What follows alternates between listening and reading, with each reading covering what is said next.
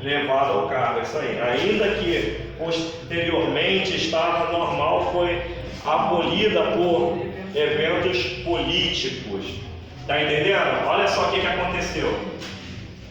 Por isso, viu, tu lembra do tio de Jesus que foi sumo sacerdote que entrou no templo depois que ele ficou surdo e mudo? A Zacarias? Isso. Foi por causa disso aqui. A política mudou dentro da igreja. O mundo entrou dentro da igreja. Assim.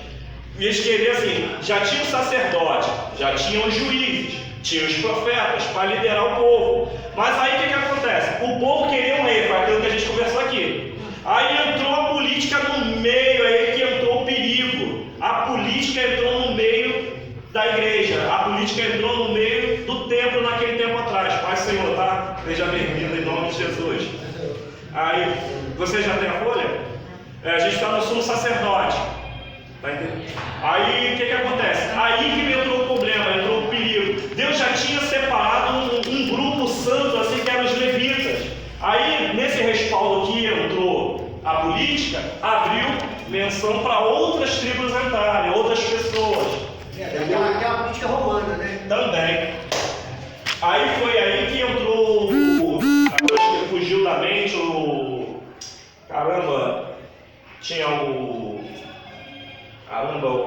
fariseus. Aí que entrou os saduceus junto com os fariseus. Os saduceus eram pessoas, povos pagãos, que com as suas doutrinas introduziu na raiz judaica. Então aí no caso, está falando aí de Zacarias, agora por que ele ficou mudo antes? Ele podia falar até que nascesse? Não, eu vou entrar nesse assunto agora, nós somos nos evangelhos. Ele pode ver lá que ele discordou da ordem de Deus, ele ficou mudo e surdo. Entendeu? Deus falou com ele uma coisa, ele, mas eu, que não sei o quê, ela indagou a Deus, aí acabou acontecendo aquilo ali. Depois a gente vê isso aí. O significado do sumo sacerdote, a gente já falou, significa grande, sumo significa grande. Na Bíblia, aqui agora na segunda linha, na Bíblia traduz alguns termos em hebraico, que também não vale nada pra gente, que a gente aqui fala em português, a gente não fala em hebraico. Isso aí é para você aprender, para trazer uma tradução melhor para você, ênfase, acrescentar sabedoria. Aí, vamos lá. Já no Novo Testamento, o termo gregos ainda utilizado para ser referido ao sumo sacerdote são, aí eu não vou falar em grego, o sacerdote, também os principais artigos do Antigo Testamento. Já vamos pular para o primeiro sumo sacerdote da Bíblia, a gente também já falou, agora vai redagar ele de novo. Primeiro sumo sacerdote de Israel. A ordenação do primeiro sumo sacerdote de Israel estava registrada no Pentateuco de Deus, instruído por Moisés.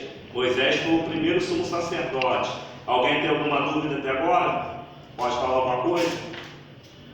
Não, depois Moisés foi líder. Então... Você passou do sumo sacerdote aqui em cima, depois... Porque tinha aquele dia da expiação, o dia do Yom Kippur, aquela festa anual. Só isso. Se tem alguma coisa para comentar. Não, aí depois a gente comenta sobre isso aí.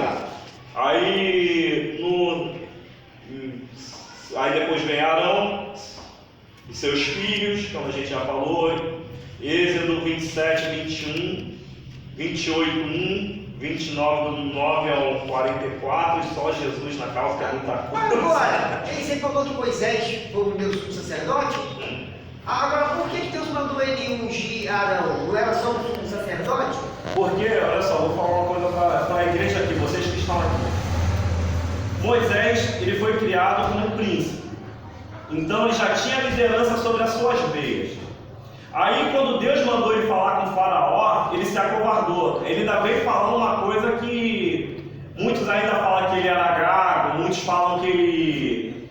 Na realidade, quando ele fala que tem a língua pesada, ele perdeu o sotaque da palavra egípcia, porque ele aprendeu o egípcio. Além dele ser, entendeu? Além dele ser uma das tribos lá de Israel. Ele era hebreu. E ele é da tribo de Levi. Aí o que acontece? Ele foi criado, pode ver que a mãe dele botou ele no cestinho, tem aquela história toda, botou dentro do cestinho, o rio levou e a sua irmã Miriam foi atrás seguindo. Aí o que aconteceu? Ele foi criar, a filha do faraó criou como filho. E pode ver que o nome dele é Moisés, saído das águas ou nascido das águas, que é o significado. Aí, o que aconteceu? Ele foi criado da mesma forma do filho do faraó, ele foi criado como príncipe. Pode ver que no começo eles eram tidos como irmãos. Aí, depois da divergência que Moisés matou o egípcio e fugiu, aí eles se dividiram. Mas ele já tinha liderança porque ele já foi tratado como príncipe. Então, Deus já tinha um homem já preparado porque já tinha liderança.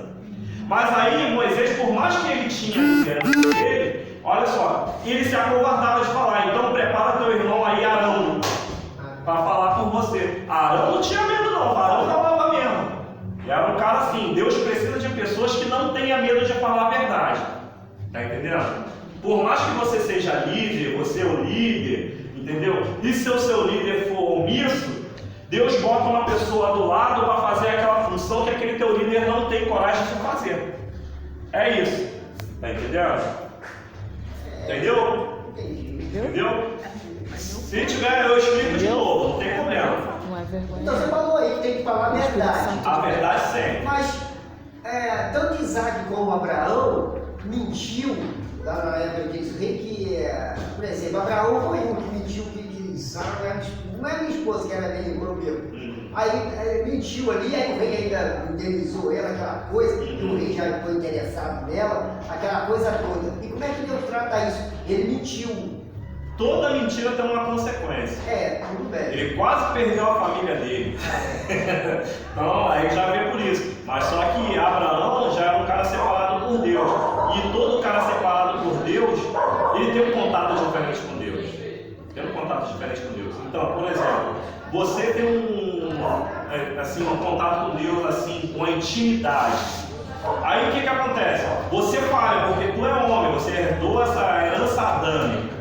Você mas quando tu vai para dentro do teu quarto, quando tu dobra teu joelho e pede perdão ao Senhor, o Senhor te perdoa. Mas depois vem a consequência. Tá entendendo? Até aí, tudo bem? Tudo bem. Tudo bem? Vamos lá. Arão foi separado para o sacerdócio, segundo ungido com óleo numa cerimônia especial. Êxodo 29:7. Quem pode ler para mim, por favor? E também está escrito também em Levítico 8:12. Êxodo 29. 29:7. Êxodo 29:7. São as pessoas que têm a Bíblia aí, por favor. 29:7, né? Diz assim: e tomarás o azeite da unção e o derramarás sobre a sua cabeça, assim o ungirás. Isso aí. Aí tem Levítico 8:12. Levítico 8:12.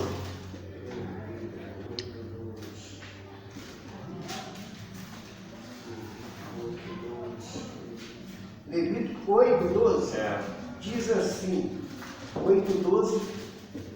Diz assim, tá vendo?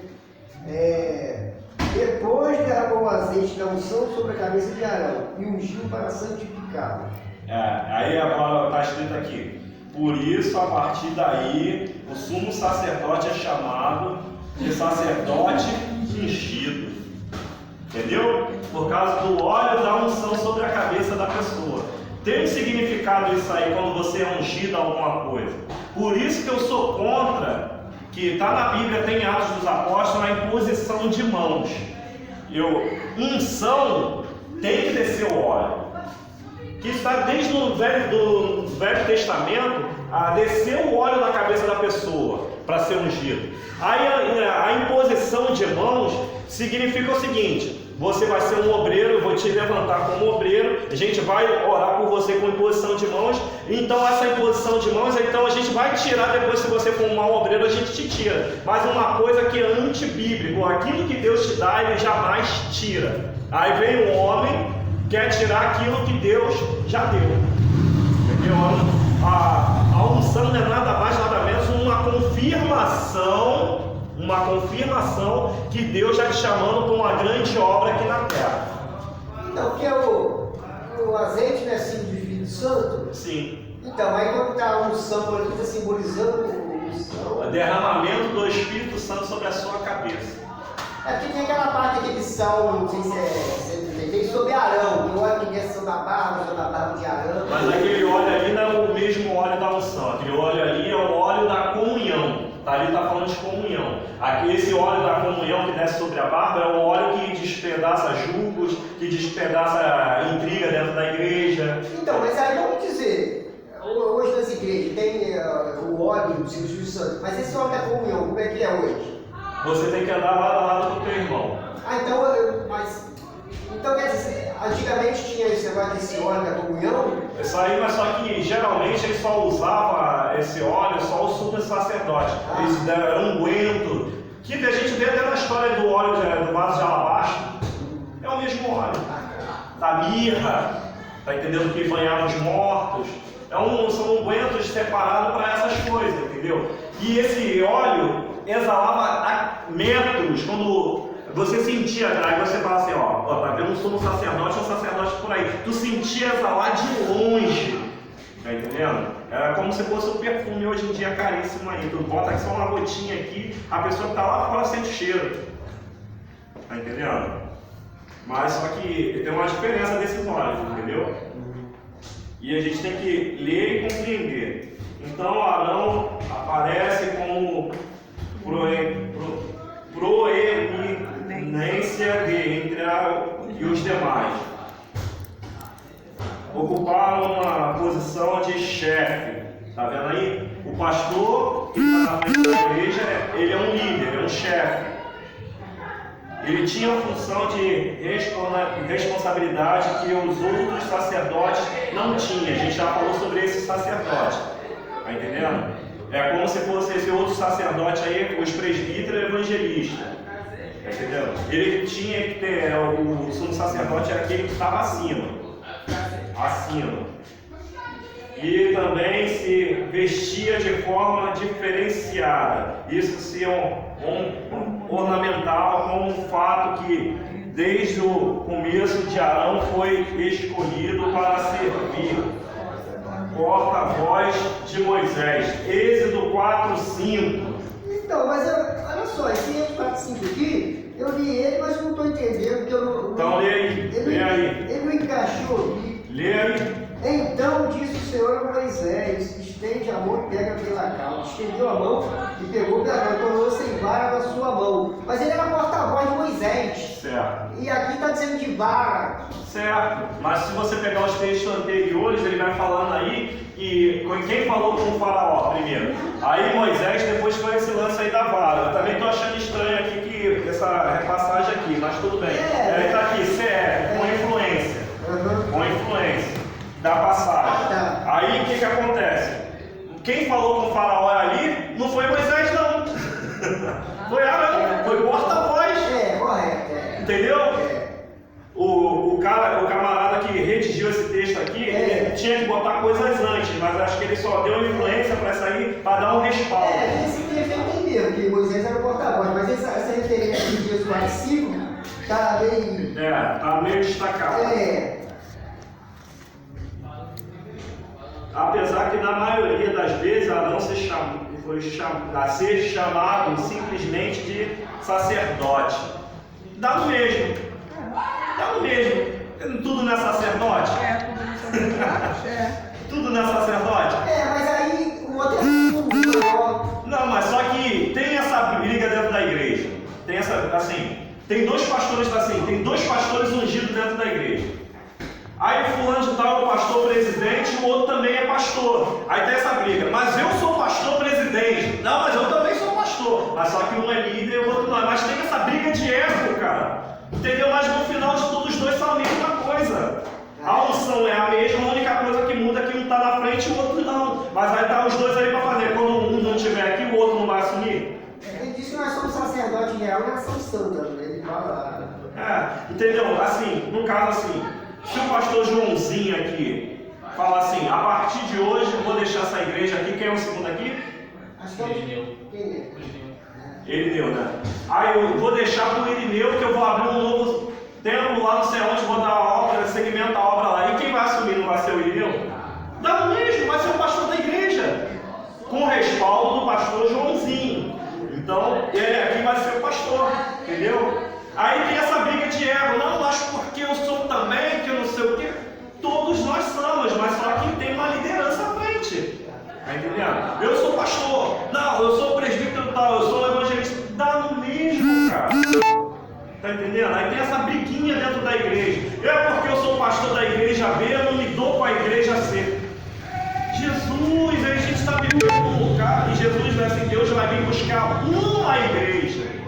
Aí tem homens, é aí que eu falo que é o maior perigo da igreja, porque esse cara que está à frente da obra, se ele não for um excelente obreiro no começo, no final dele a igreja se fina, porque aqueles que vão vir depois dele vai decair, tá entendendo? Porque aprendeu errado lá no começo, aí que no futuro ele vai ensinar errado quem está vindo depois dele. Aí o que acontece? O ministério dele mingua, aí vai minguar o ministério dos outros, e assim sucessivamente. Tá entendendo? E como aquela passagem que ele acabou de dizer ali, Salmo 133, com o bom suave é que os irmãos vivam em união. Tá entendendo? A obra não é minha. A obra não é da Vanessa, não é do irmão aqui, não é da irmã, não é do jovenzinho ali. A obra é de Deus. E a gente aqui, nada mais, nada menos, estamos aqui para fazer a obra dele. Aí tem, não, porque eu sou pastor fulano de tal da igreja tal. Aí se Deus tirar o espírito dele, igual que aconteceu com Saul, o que acontece? Fica igual um louco aí no meio da rua aí. E outra coisa, isso é uma coisa se matar e tudo, hein? Tá entendendo? Davi, olha só, Davi falou, quem sou eu de tocar no ungido do Senhor? O ungido não pode tocar no outro. Aí já começa por aí, essas briguinhas. Quem começou a perseguir Saul? Davi foi Saul. Davi não quis matar Saul. Teve a oportunidade duas vezes. Ele não quis. Eu li aquela história de Davi, meu Deus, a hora que Davi pegou ele naquela veste que cortou lá, eu matava ele ali, aquela coisa toda, que eu depois eu entender a posição de Davi. Gente. Aí dentro da igreja aí tá o segundo tentando derrubar o primeiro, mas ele foi assim, vai pra lá, daqui a pouco volta pra cá. Aí ele olha aqui pra dentro. Aí ele olha aqui pra dentro e faz esse barulho. Daqui a pouco ele volta, olha pra cá e de novo. Não, ele aceitou Jesus aqui, hein? Graças a Deus. Ele aceitou Jesus aqui, levantou a mão, chorou. Aí o que acontece? Nesse tempo antigo aí também era a mesma coisa. Um sumo sacerdote e um sacerdote não queria passar por cima do outro. Tá entendendo? Não é diferente, por isso que a história se repete. Por isso que o Velho Testamento Deus deixou para nós, para que nós venhamos aprender os livros históricos, para que nós não venhamos errar como eles erraram no passado. Tá entendendo? Por mais que eles vivessem a lei judaica, que não serve para nós, e o que serve para nós aqui nesse século, a Bíblia toda serve como exemplo, espelho. Mas só que a gente somos gentios. O que serve para a gente é do Evangelho às cartas. Tá entendendo? Então, porque, por exemplo, se a gente viver naquele negócio de Antigo Testamento, eu não vou citar nome aqui, que traz judaísmo para dentro da igreja, Isso. traz arca, traz sal de não sei o que, traz isso, traz aquilo. Então, quer dizer, fica aquele misticismo. E é isso aí mesmo, ele colocou muito bem. Entendeu? A gente não precisa mais da arca, tem muita igreja que tem arca, aqui graças a Deus não tem. Tem igreja aí que tem cruz. Vocês já viram? Já tem. E cruz significa o quê? É, isso aí. Morte é, como posso ser, amaldiçoada, aí o pessoal bota em cima do altar. Tá entendendo? É simbolismo. E o maior simbolismo da igreja que tem é Cristo. Por isso que ele fala lá no Velho Testamento, não faça a imagem que está em cima dos céus, nem embaixo da terra, nem de nada. Aí a pessoa que está na frente ainda faz simbolismo ainda. Tá entendendo? Não pode. Eu queria até ler um texto aqui rapidinho. Pode. Jeremias 3,16 diz assim: e sucederá que quando vos multiplicares e multiplicar na terra, naqueles dias, diz o Senhor, nunca mais se dirá a arca do concerto do Senhor, nem lhe virá o coração, nem dela se lembrarão, nem a visitarão. Isso não se fará mais. É isso aí. Aí chega o 11 de Apocalipse, dá uma visão dela no céu. No céu, é isso aí. Aí fica esses estudiosos de todos os países dizendo que tem a arca, aí o National Geográfico traz outra maluquice que acharam a arca, aí daqui a pouco o japonês diz que achou, aí tem um país aí na África que tem a arca guardada e ninguém tem nada. Pra você ver. Ninguém tem nada mesmo. É para poder distorcer a palavra. Rapaz, aí eles botam aquela arca bonita, aí todo mundo vai lá, passa a mão, beija, bota os pedidos. Vamos lá. Além disso, em algumas ocorrências, ele é significado de forma especial.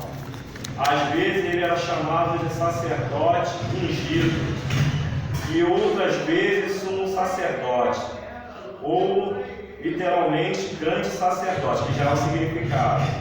Então essa aí a gente já deu uma pincelada, né? A gente já falou sobre isso, e já está lá no começo mesmo. A função do sumo sacerdote. O sumo sacerdote tem praticado das tarefas comuns aos outros sacerdotes, porém, além de ser chefe e os demais sacerdotes, havia algumas funções que ficavam exclusivamente sobre a sua responsabilidade.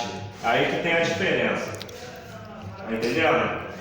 Eu não posso ir até onde Deus não me deu. Eu não posso falar a mais do que a revelação que Deus me dá. Está entendendo? São as responsabilidades. Tem pessoas que acrescentam. Por exemplo, você começa a pregar num texto tal. Aquele texto tal te dá, assim, é só um exemplo. Biblicamente aqui vamos fazer um exemplo. Deus te dá uma palavra para você trazer de alimento para a igreja. Mas só que aquela palavra está te dando um respaldo. Está falando de salvação, está falando de salvação, ou está falando de morte. Aí a pessoa começa muito bem a trazer a tradução da palavra, daqui a pouco vai começar a se sassaricar dentro da Bíblia com passagens que não tem nada a ver. Está entendendo? Esse é uma. Agora, vamos trazer o modo homem, obreiro, que a gente está falando de sacerdote. Eu sou vice.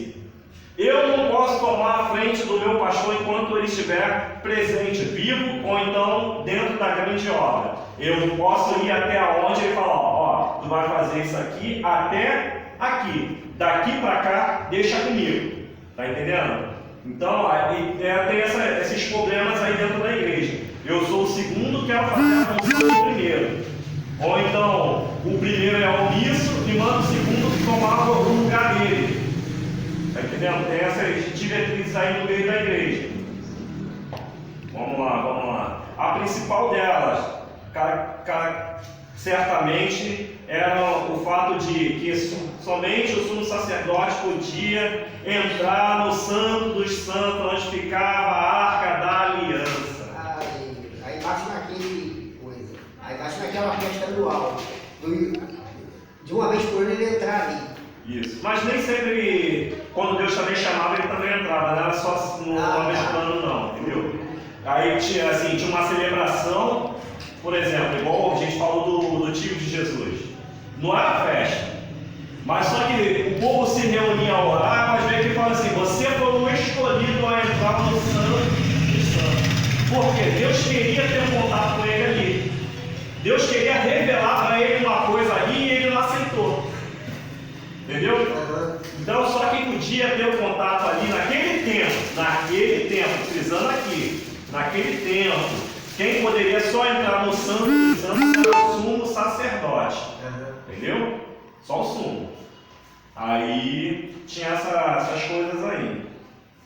O sumo sacerdote estava nesse lugar que era a representação máxima da habitação de Deus como seu povo. Durante na cerimônia do dia da exposição, essa cerimônia acontecia uma vez por ano. Está entendendo aí? Você sabe o que é isso aí, né?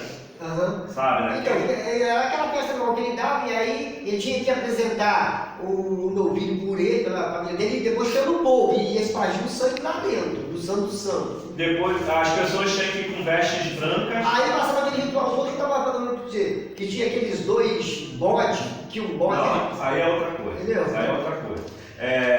Eu vou explicar aqui basicamente o que era. Nessa festa, as pessoas levavam oferenda ao templo. levava a oferenda ao templo, pelos pecados do ano todo. Tá entendendo? Aí tinha um novilho que o sacerdote separava e o povo tinha que andar com roupas brancas. Aí o sangue que eles emolavam o cordeiro ou o bode, que tinha que ser novo, tinha que ser jovem, aí o que acontece?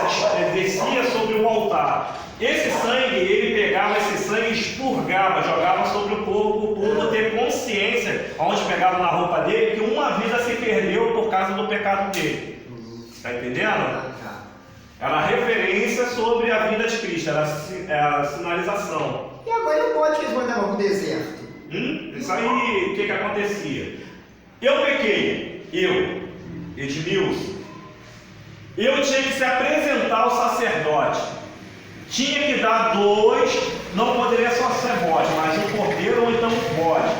Levava para ele, não tinha que ter mancha, tinha que ser perfeito, tá entendendo? Não poderia ter o dente quebrado, nem a unha, tinha que ser perfeito. E apresentar a ele, sobre a minha vida. Aí o que acontecia? O melhorzinho, ele ia lá, sacrificava, Deus consumia e ele tirava parte dele como alimento.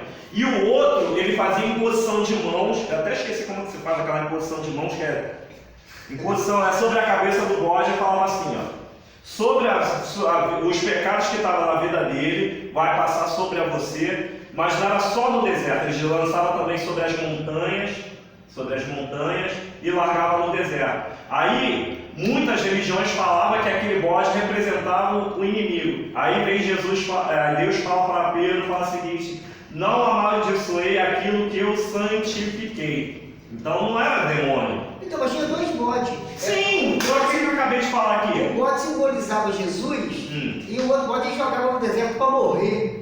E diretamente eles não morriam. O que acontecia? Ele servia de alimentos, muitas das vezes, para aquele povo nômade que andava no deserto. Então, mas esse primeiro bode que simbolizava Jesus, mas o outro bode, para que eles mandavam para o deserto?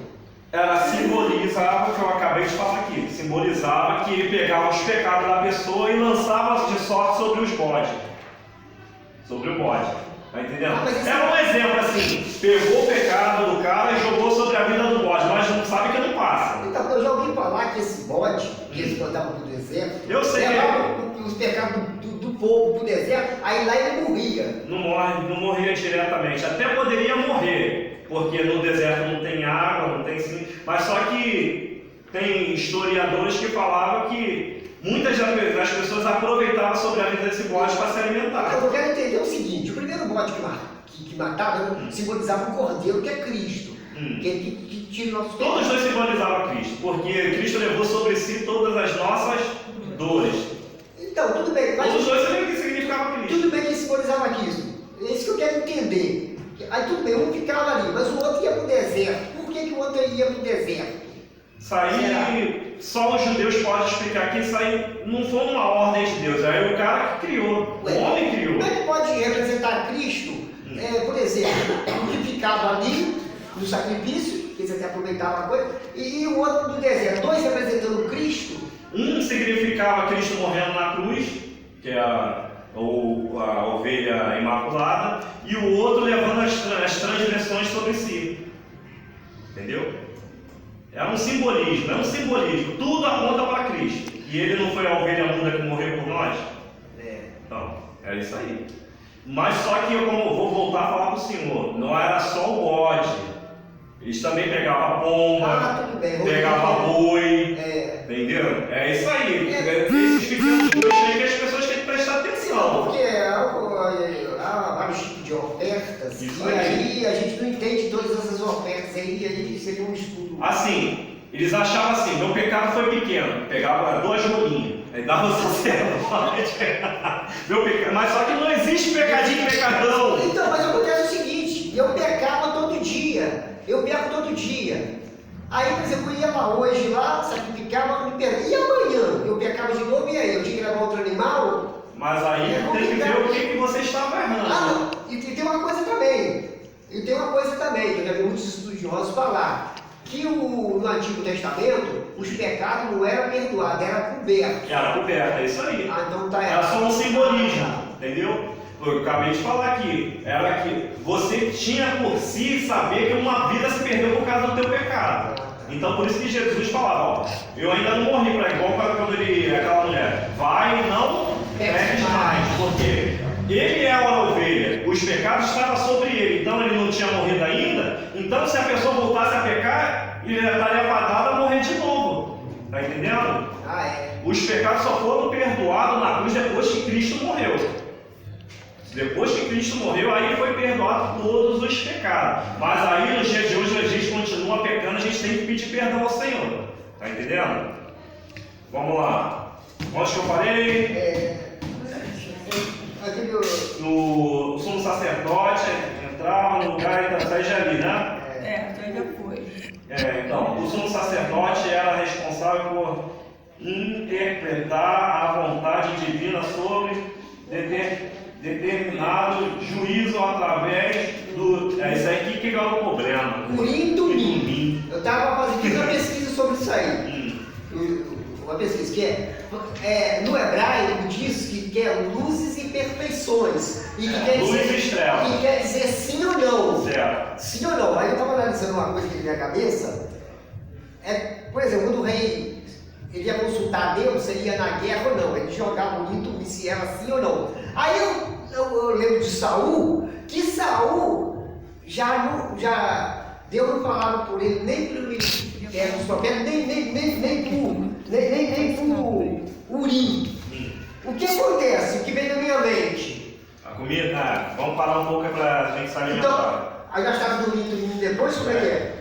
O Urim e Tumim, só para acabar aqui rápido, o Urim e Tumim, sabe que eles eram uma desculpa que o sacerdote tinha quando perdia contato com Deus, aí eles jogavam sorte, pegavam duas pedras, uma branca e uma preta, e aí que caísse com a letra para cima, era aquilo que Deus estava falando. Essa é sim ou não? É. Mas aí nós vamos ver lá em Saul que Deus não falava com ele no ministério dos profetas e nem o Urim. Agora, dá a entender que ele usou uma pedra só, não usou o Tumim. Ele é malandro, né? Mas Deus dizer não.